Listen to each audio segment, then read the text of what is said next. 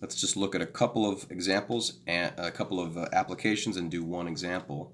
So you can get polarization by, having a charged particle which is shaking in a certain way. You can get polarization by having light pass through some kind of crystal or some kind of man-made device which only picks out certain polarizations.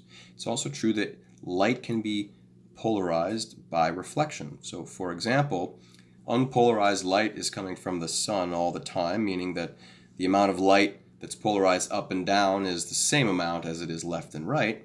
But it turns out that when light hits a surface, especially if it's coming in at a fairly steep angle, it is easier to polarize the light horizontally. If you like, the charges have an easier time shaking side to side than they do up and down, because if you like, coming out of the surface, one way to think of it is a sort of harder than it is to shake within the surface.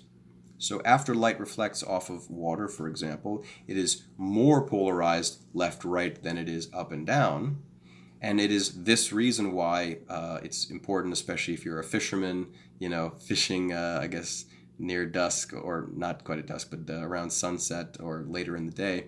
You want to have polarized sunglasses rather, that are oriented in such a way to block out that left-right polarization. In other words, you'd like your sunglasses to be polarized vertically. And likewise, this other example here has to do with, well, if you take a picture of, some water without a polarizer and with a polarizer, you can see the difference in being able to filter out that extra reflection that you get from the surface. Liquid crystals displays as advertised involve, it seems a bit busy here, but I claim it's not too complicated. Liquid crystals, you can think of them in the same way as a kind of polarizing material. So at least the basic structure of the liquid crystal display has a polarizer on two ends. Light can come through, and as the liquid crystal, each liquid crystal interacts with another one in a way that they kind of want to line up together if they can. They're permanently oriented to be, let's say, vertical and horizontal on these two separate surfaces, but throughout that fluid, it's a fluid with these long, long rigid rod-like molecules, they'll sort of slowly try to go from one orientation to another, and that can make some incoming, which is now linearly polarized light, let's say up and down, slowly rotate throughout the material and come out the other side. On the other hand, if you do apply a voltage to it, which means applying an electric field, you can mess up that nice pattern of liquid crystals where they're lining up with each other, and that basically stops this natural, if you want to call it that way, rotation of light inside of that material, which means that linearly polarized vertical coming in can't get rotated, and once it hits that other side where the filter is oriented the other way, basically no light gets through. And that is the basic setup of liquid crystal display. Okay, so let's do one example.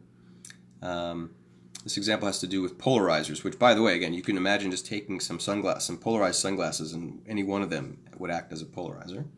But two polarizer are at 60 degrees, so unpolarized light passes through two polaroids. The axis of the first is vertical, and that of the second is 60 degrees. So the vertical will describe the orientation and intensity. So let's see if I can just work through this on the screen.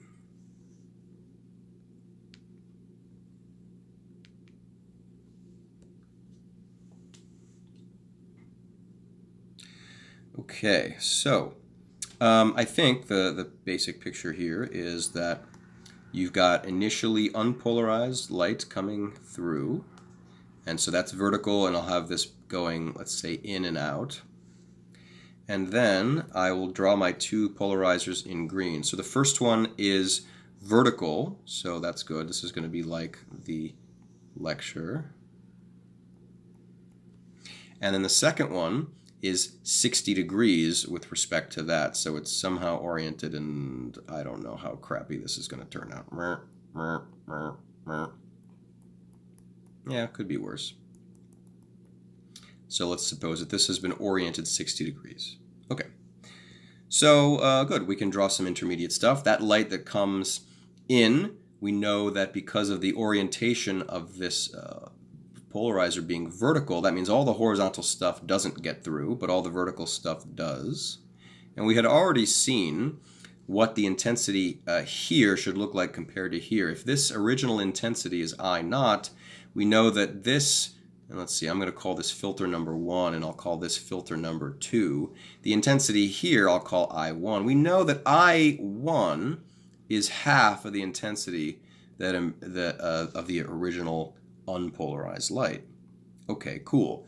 Then this polarized light passes through another polarizer, and some amount of light will make it through, but only the fraction or the component of the initial, we're talking about electric field basically, that can make it through here. And so what we expect to emerge is light that is polarized in the same direction as this axis of this polarizer, so it'll go in that same direction, but we do expect that it will be smaller because we're only getting the component of this. We're only getting the component of that that makes it through.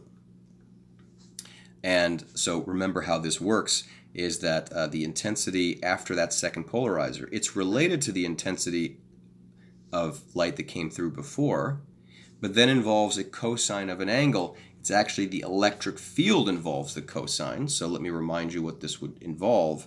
You don't need to do all these details, but let me remind you where it comes from. The electric field as it comes out, let's call this E2, and this is E1. E2 has a magnitude which is related to E1 times the cosine of the angle between E1 and E2, and really that is the 60 degrees. However, the intensity involves the square of the electric field, and therefore it involves the square of the cosine. So perhaps I should more carefully just write this as cosine of theta, where this angle is theta. And this is cosine squared of theta. In other words, for us, this is the intensity of the first one, which is 1/2 intensity naught. That's what we had found over here. And then this is cosine squared of 60 degrees. Cosine of 60 degrees. I seem to not ever be able to remember these. Wait a minute. Sine of 30 degrees is 1/2. That means sine of 60 degrees is square root of 3 over 2. That means cosine of 60 degrees is 1/2. Okay, good. Cosine of 60 degrees is 1/2. That means the square of cosine of 60 degrees must be 1/4. I'll check the book when I'm done recording. This is 1/2 times 1/4. In other words, this is 1/8. And therefore, the intensity after it emerges from the second polarizer is actually equal to 1/8 of the initial intensity. And that should be your final answer.